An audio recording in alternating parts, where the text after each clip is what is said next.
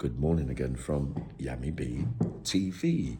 Wishing you all well, of course. Now, sorry I had to take that video down. Wasn't when I with afterthoughts. I thought it was a bit offensive to be mentioning hygiene, but then on further inspection, I get information saying about water leaking down Julia Assange's ceiling. All right, so yeah, really sorry about that. But anyway, look, many of you are sending me videos of a supposedly Darren G video slagging me off. But the only thing is, on careful inspection of that video, the editing looks really bad, and it doesn't say Scouse his channel. It says Scouse Sit Off, and it's got 3,000 followers. But on Darren's channel, it's a little bit different. He done a video on me recently, talking about the kind of people that certain people will get to jail and bump into. There'll be people like Yummy B in his old days that might take him out, kind of stuff. Now, what's apparent in this video going around is if it was not Darren G, and I'm finding it very unlikely, it feels like they've used words from different videos to try and get the flow going in it. For Darren G to suggest in that video, but I believe he hasn't, that I spent all my time down the Segs and used to stab people and run down. I didn't spend that many months down the Seg at any one time. The longest was 5 months. And I used to get loads of CC for breaking the rules in prison and then go back on the wing. And let's remember the story rightly. I'd hardly be doing things on the wing, running down a block where there's no actual... You can't have access to nothing to graft and get down the Seg. So the Seg would be the last place that I'd want to go down, even though I found the Seg really easy, because when the door's slammed, there's not really much you can do about anything, right? So I used it as getting back together time and then go back up on the wing. When you get good order and discipline for an alleged offence where you haven't been charged with yet, they can hold you down there as long as they want while they investigate it, if there's a police procedure and that kind of stuff. So that wouldn't be my fault if I was under that rule down there, because there's nothing you can do about that as well. So, and I also find it hard to believe that, Darren G, I respond by saying, I would say he's a great role model. I say Billy Moore is a great role model to turning their lives around and passing on their experiences and making amends for their past.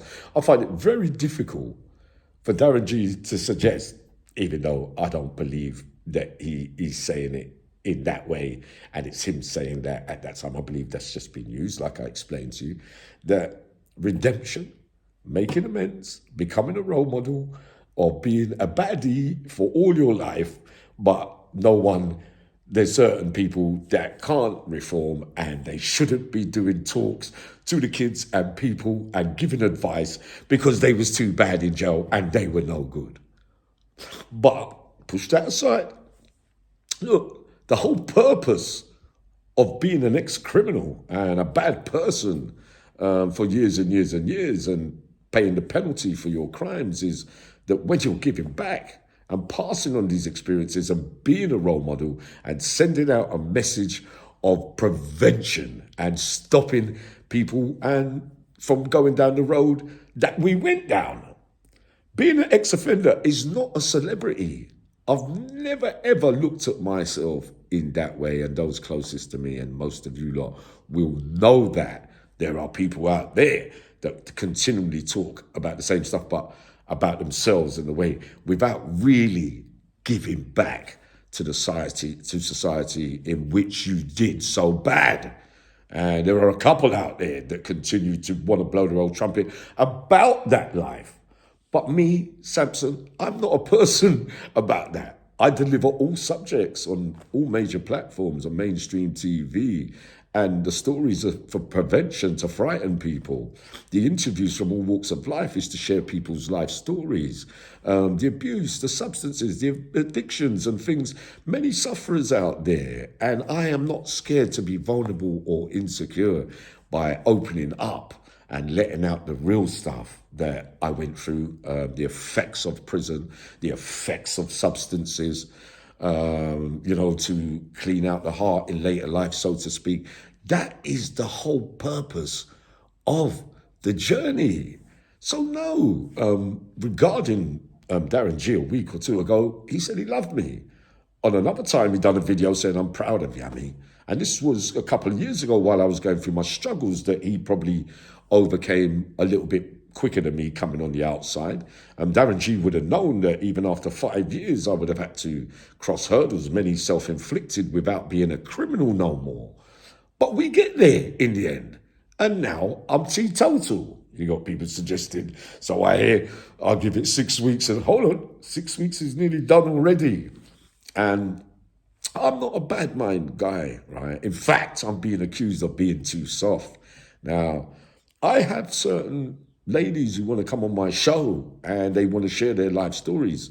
It's put away at the moment while I get on with my positive stuff. I'm not going to go. I'm not going to go getting back into old negative tit for tats about people suggesting or half hinting or whatever. No, I can still get pretty. I can still defend myself and have a go back. I'm not going backwards at the moment. I move forward. 3 big interviews coming next week, right? So I'm back up later on.